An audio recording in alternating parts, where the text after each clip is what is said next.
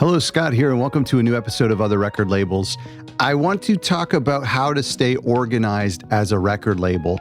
I try to be organized. I try to create systems and templates and stuff like that. I find it actually quite fun, and I've talked to a few record labels in our interviews who actually enjoy that part of it. And there is something, obviously, if you started a label, you love music, you love discovering music, you love sharing music with people, but there's also some sort of like administrative side of things. And we did a whole episode on royalties and royalty software. So there is an angle to this job that is about being organized and being strategic and having a good system in place. And I want to talk about that real quick. I have some really practical tips that you can use. Speaking of staying organized, we have this toolkit, and I just updated it a couple of days ago to help it be a little bit more organized. And it is a record label toolkit. It has all of our checklists in there, like our marketing checklist, how to start a record label checklist. I've also put a workbook in there, speaking of staying organized. And so there's some things that you can do where you can sketch out some ideas and some things to help you stay organized. There is all of our coupons with our partners are in there as well, some social media templates. So go to otherrecordlabels.com/toolkit where you can download that for free. The whole thing is free. It's packed full of stuff. There's a bio writing template in there, bunch of stuff that you'll find helpful. Here's how I think we can stay organized as a record label. Some of the things I've heard from record labels and some of the things that I like to do. The first thing is to create systems. So what does that mean? I read about this example in a great book, and here's a system. I never lose my car keys, because I have a bowl at my front door, this nice carved wooden bowl. And as soon as I walk in the door, actually I have two bowls, one for my sunglasses and one for my car keys. And so when we walk in the door, it's so easy to immediately throw our keys in that bowl. And I would say 99% of the time, sometimes in the winter, it gets in a jacket, but 99% of the time, the keys are in that bowl. So I have never wasted any time looking for my car keys because they're always in that bowl. And if not, at least the second set is in that bowl. And so that's a system. That's a system where a lot of people lose car keys.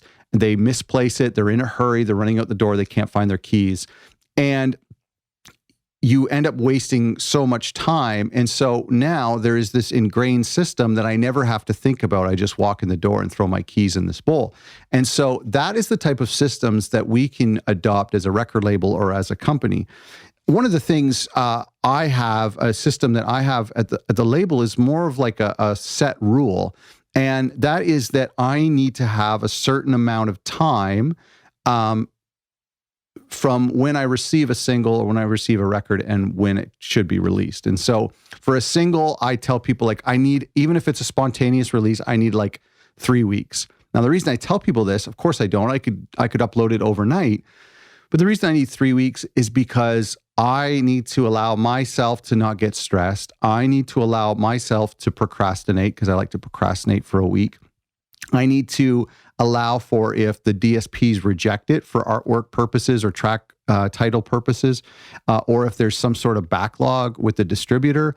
So I need to allow for these things. So I'll say, there's 3 weeks or for a single and maybe 3 months for an album. So I have like a rule where my artists know if we want to get something out, this is my lead time I'm dealing with. Maybe we might make exceptions, but those systems are in place so that I never get into a situation where I'm stressed out or I now have competing priorities. So having that set of rules is a system.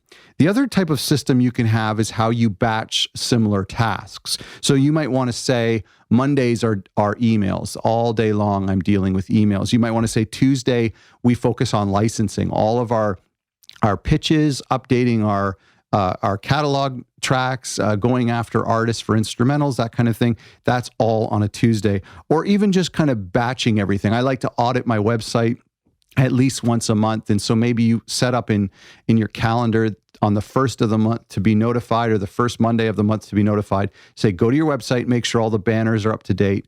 Check your link in bio in Instagram. Make sure if you use Linktree or something, make sure there's not like 100 different options that are, and half of them are out of date. Doing that kind of audit. So a system is batching your tasks. I find that to be really, really helpful, and it helps me stay organized. Number 2, okay, so that was the first one, create systems. Number 2 is planning far ahead. This is what I talked about just a few seconds ago, but this allows for the unexpected, and this allows for more stress-free creative thinking. If I have a record in my hands 4 months before I need to have it out, then I've already got the masters off to the pressing plant for, and the test pressings are being made. I now have all of that taken care of, and I can focus on more creative things like working on a music video or some creative promotional things that I want to do, or developing relationships with some of the press that I want to send it to, instead of a couple weeks before release date, blasting it out to people and begging them to cover it. I can be more free and more relaxed. And so this helps me stay organized by always having long lead times. If you have gone through any of our material, we always talk about long lead times. So when you try to release something a couple weeks from now, or even a month from now, you're setting yourself up for not only promotional failure and not having that record be heard as best as it could be, but you're also setting yourself up to be stressed out and to have conflict with the band and to have expectations not be met. The third thing is I like to reuse templates. I talked about the templates we have in our toolkit, by the way, otherrecordlabels.com/toolkit. But I have a press release toolkit. I have a press release template. I have an email template. Everything that I have, I've copied from a previous release, and I actually save it with the SKU numbers. And so now all my social media banners, my website banner, everything, I can pull it all up at once in Photoshop. The press release, I can duplicate the page in Squarespace where I've been building my press pages, and then just replace all of the information with the new artists. I've just been using templates. I know a lot of you do this, but do not make more work for yourself. If you can duplicate something and change out the information, then I suggest you do that. The fourth and final thing, and then I'll let you go, is eliminate things that don't work. We did a episode a couple weeks ago about doing a album release postmortem.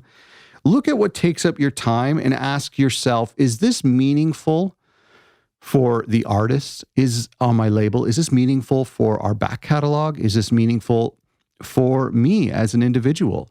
And that should help you decide if this task that is taking up your time daily or weekly or monthly is something that you should eliminate.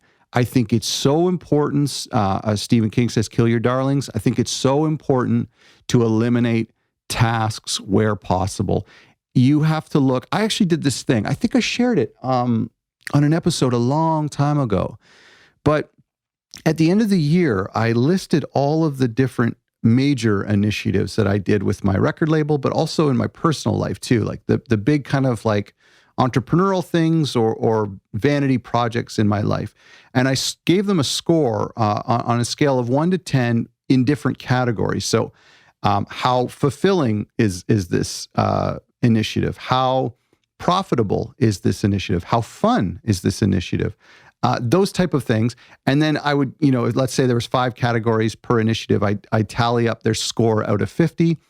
And then I would find which one was the lowest, which one, was the least profitable, was the least fun, was the least fulfilling, that I maybe was the least good at.